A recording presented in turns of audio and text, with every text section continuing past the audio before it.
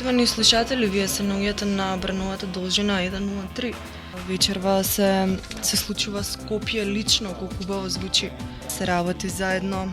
Интересно возење низ нашите скопски улици. Се работи за една акција која што девојките од ТИТ заедно со вашето омилено радио 103 решија да го направат по втор пат.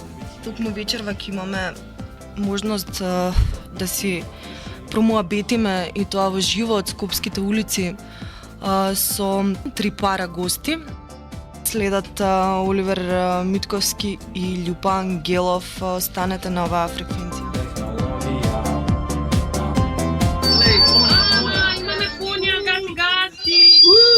Добро, дали знаеш сме зашто се, пошто басовите ги намали, а не волумето. Тоа е добро кога имаш Љупа во патувачкото студио на Канал 103.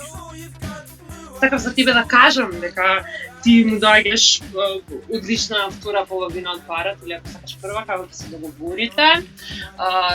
Скопски си пуна затоа што ја свириш музиката моментално, која што веројатно за 20 на години ќе ја пуштаме на нашите деца, кои ќе не прашуваат што се слушали во Скопје кога сте биле млади.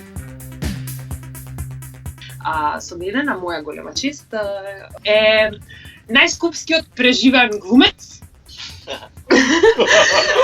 кој што ги има преживеано 90 умената, што не е мала шала. Онда ги има снимано најскопските джинглови на вашето омилено радио. Мој омилен инаку новите селјаци го напаѓаат браво Толи. И кој што има тренирано скопјанки у кошарка.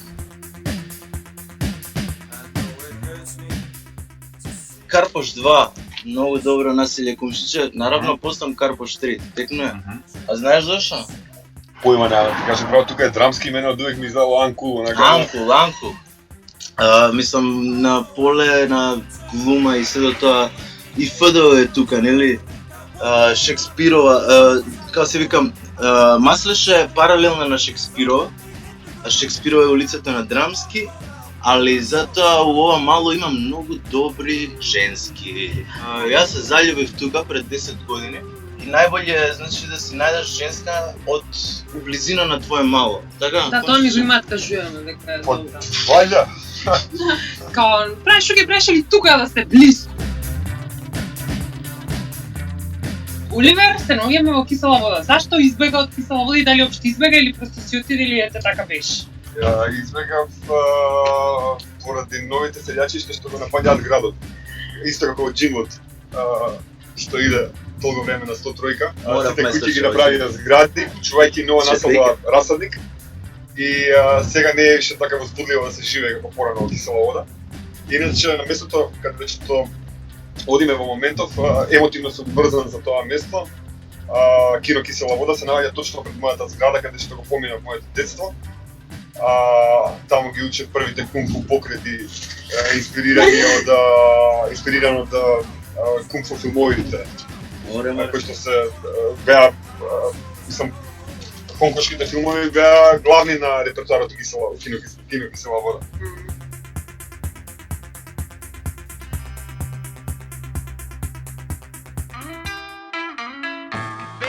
Измалку секој парад гости го има МКЦ на својата мапа одбрано. Една од најдрагите институции државни што веројатно функционира и работи како што треба. И тоа можам само пофални зборови да кажам. Може да има и некој, има и андерграунд страна, знаеш, ние сме на таа андерграунд страна свртени на северната, каде што работат и, како се вика тоа, дамите на ноќта, рецимо. И понекогаш им барам упалјач или цигара, не дај Боже, разбираш?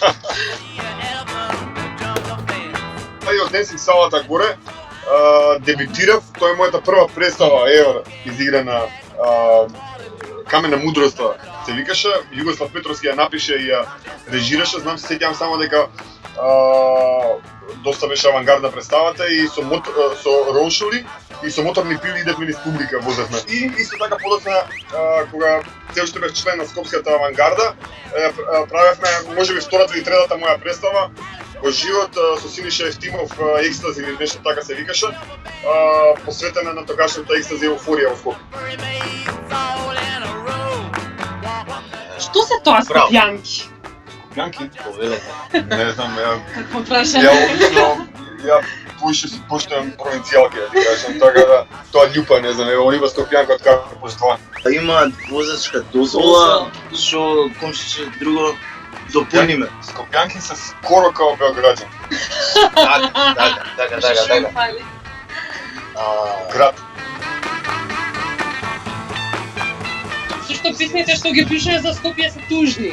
А не се сеќавам ја. Не се тужни, меланхолични, мисли на ти, јас и градот наш и така. Па човече, па јеби го, онака мислам дека е Йин и Јанг на тој текст, а и градов генерално, нели? Спидбол. Спидбол, да, горе па доле, опа. Горе. Па јеби го, онака петок, сабота и ондак недела Ја, и ништа. понеделник малце даун, знаеш. Нели? Па таков е градот, таков е животот, онака.